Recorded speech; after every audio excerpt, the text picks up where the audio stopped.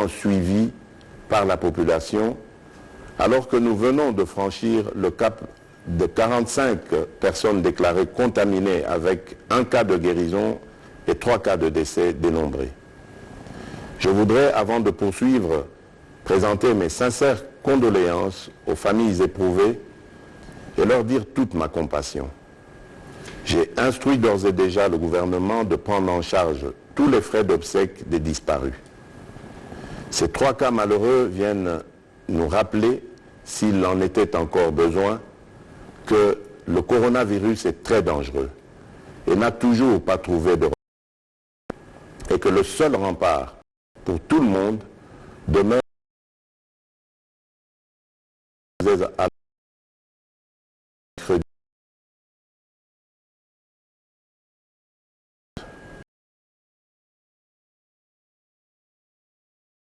inédit va notablement verser de vie. Tranche d'âge, nous devons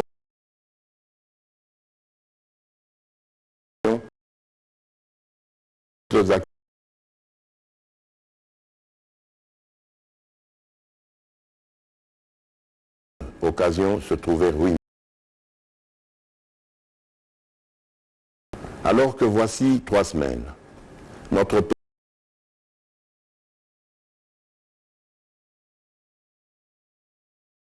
alarmante, nous sommes parvenus du Haut-Katanga au soir du dimanche 22 mars pour nous annoncer, provoquant ainsi un affolement général. Je voudrais informer la nation tout entière qu'après analyse du 3e échantillon attendu dans les heures à venir, je tiens à encourager la population de la ville de Lubumbashi pour la discipline qu'elle a observée depuis de la propagation de la pandémie du coronavirus.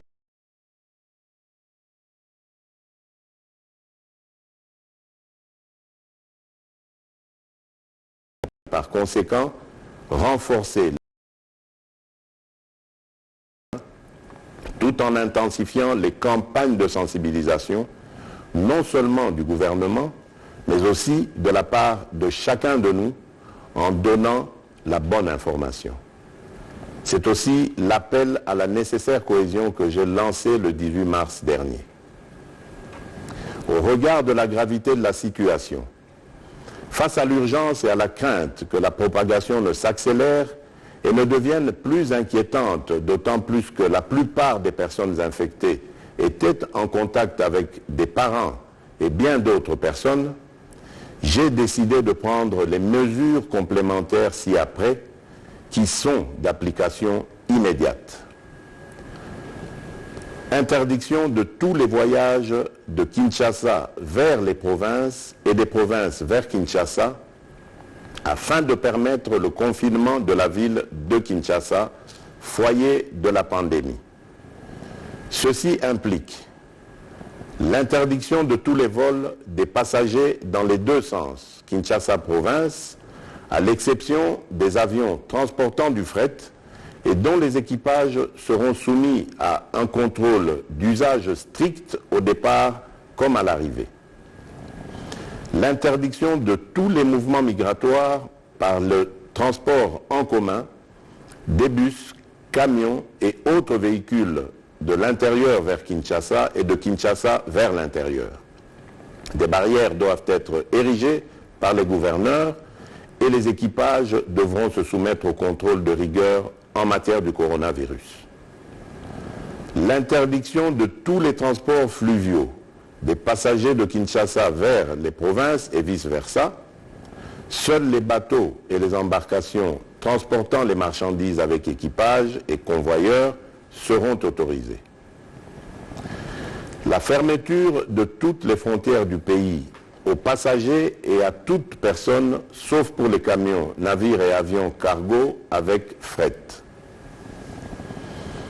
L'obligation pour le gouverneur de la ville-province de Kinshasa d'instruire tous les bourgmestres de chaque commune de la ville d'éviter tout attroupement et de placer plusieurs points de lavage des mains avec désinfectant ou savon, surtout dans des agglomérations à grande affluence où le manque d'eau et d'électricité est quasi permanent. Ici, j'instruis le gouvernement de trouver les moyens de ravitailler ces quartiers pour assurer l'hygiène. En même temps, il faudra multiplier les points de lavage des mains à l'aéroport international de Ndjili et appuyer les équipes de la RVA et de la DGM pour que nul n'échappe au contrôle d'hygiène. Mise en place d'un service minimum au sein du gouvernement et des institutions pour pallier au confinement à leur domicile des autres agents de l'État. Chers compatriotes, alors que des pays tentent de trouver une solution dans l'utilisation de la chloroquine pour combattre le coronavirus, l'usine pharmaceutique Pharmakina, installée à Bukavu, dans le sud Kivu, a rendu public un communiqué en solidarité relatif à la possibilité pour elle de produire des comprimés et des injectables de l'hydroxychloroquine. Même si tous les scientifiques n'ont pas encore marqué leur unanimité, la task force que je dirige devra ensemble avec la commission de pilotage réfléchir sans délai sur les contours de l'opportunité d'une pareille démarche susceptible à pouvoir contribuer à endiguer le coronavirus. Il est urgent en effet que soit produite une quantité industrielle de la chloroquine qui semble avoir montré son efficacité jusqu'à ce jour dans certains pays. Dans le même ordre d'idées, j'instruis le gouvernement d'étudier le souhait des opérateurs économiques et autres partenaires qui se sont proposés d'inonder le marché de Kinshasa de vivres de première nécessité et de produits pharmaceutiques jusqu'en mai prochain et d'y réserver une suite favorable avec diligence. Je lance un appel à la solidarité nationale de tous les opérateurs économiques ainsi que d'autres pays et organismes qui conduira à la mise en place d'un Fonds national de la solidarité contre le coronavirus qui restera ouvert à tous les potentiels bienfaiteurs.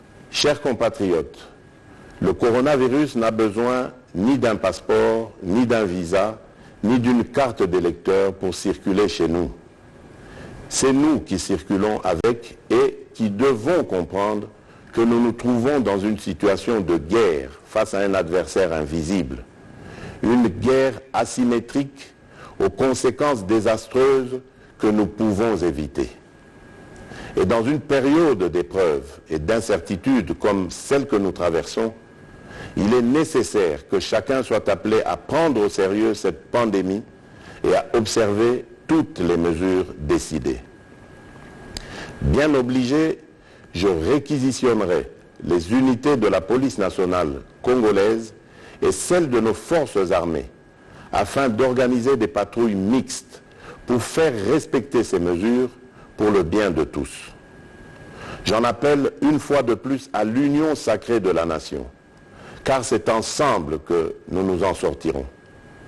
Je tiens à remercier les bureaux des 2 chambres du Parlement qui ont participé à la réunion interinstitutionnelle que j'ai convoquée ce lundi 23 mars 2020 pour leur esprit patriotique et la célérité avec laquelle ils ont examiné positivement les mesures que je viens d'annoncer.